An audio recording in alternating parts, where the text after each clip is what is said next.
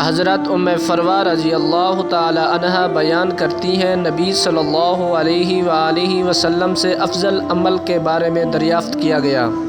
تو آپ صلی اللہ علیہ وآلہ وسلم نے فرمایا، اول وقت میں نماز ادا کرنا۔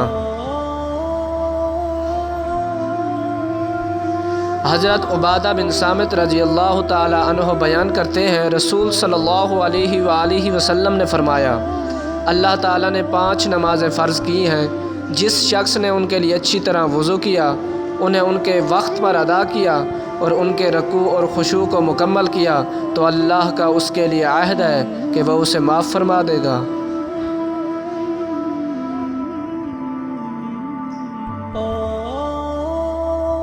اور جس نے ایسے نہ کیا تو اس سے اللہ کا کوئی عہد نہیں، اگر وہ چاہے تو اسے معاف فرما دے اور اگر چاہے تو اسے سزا دے۔